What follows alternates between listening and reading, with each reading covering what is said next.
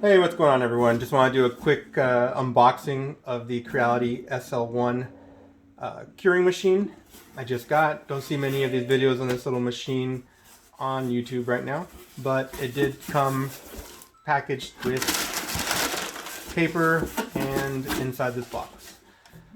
So I'm gonna open it up right now. This is the Creality SL1 curing machine. It does say 3D printer. Not sure why it would say that, but it is for a resin printer for curing. And there you go. That is the box. Box got a little bit of dings on it, but nothing that probably didn't happen in packing or packaging the item. So now we're opening it up. We have it's like a Creality pamphlet. The Creality SL1. It says it comes with curing cage, turntable, and a power supply. Kind of does the descriptions of what each part of it is. You got a power switch, touch panel up here, the UV filter, and the turntable. Looks pretty straightforward on how to put it together. So put that aside here.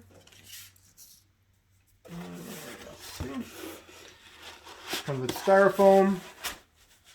It's pretty good styrofoam, packed pretty well. See in the box.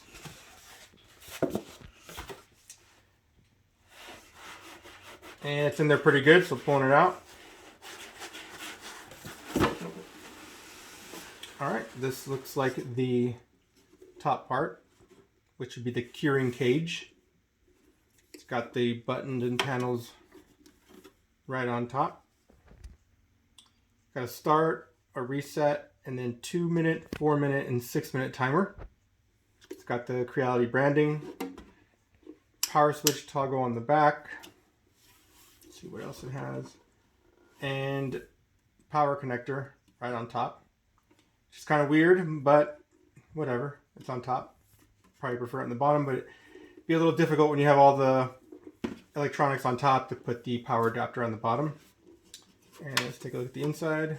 It's got the reflective tape. Looks like it's not bubbly from some of the other curing machines that I've heard.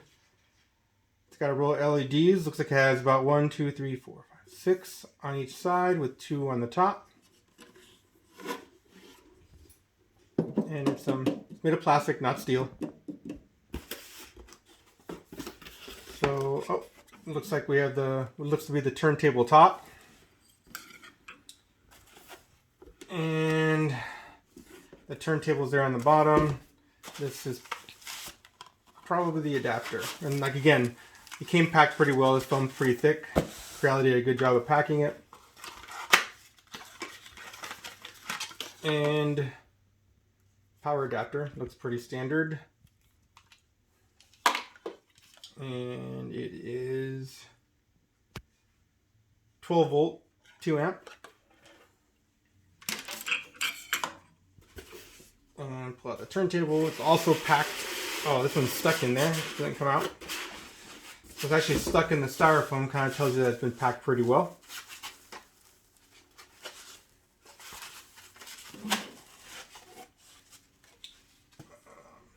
Model number SL1.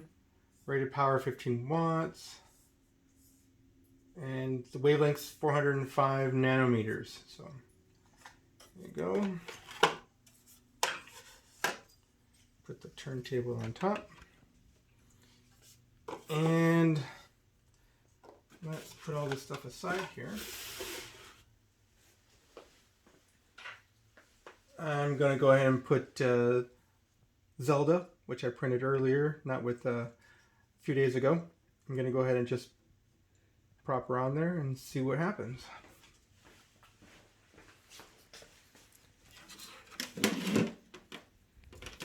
Again, power switch is in the back. Wanted to plug it in the bottom, but I'm gonna have to get used to this a little bit. So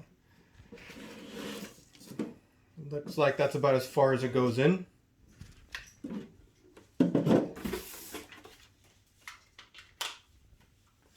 Let's turn this on. All right, Turned it on. Looks like the start lit up. Oh, so this is really sensitive. Barely even touched it and it switches. So let's do start. Here you go. You can see the interior, the LED. This is a filter, so your eyes aren't it's not gonna mess up your eyes, but definitely don't look at the light directly without a type of UV goggle or glasses. And the timer. I'm not getting the timer here.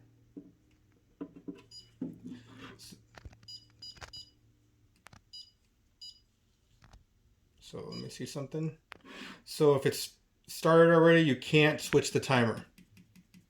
You have to actually hit what they call, I guess, a reset button, which is the power button, I think. So once it goes back to start and it's not lit up, you can change the time on it.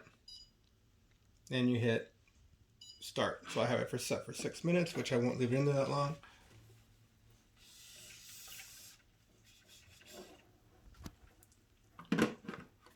And so if you notice, the turntable is solar powered, so the UV has enough power to actually power the turntable, so no other outlet is needed for the turntable. As you can see, spinning pretty nicely in there. All right, that is it. Thank you very much. And if you do buy a Creality one, go ahead and post what you've done with it.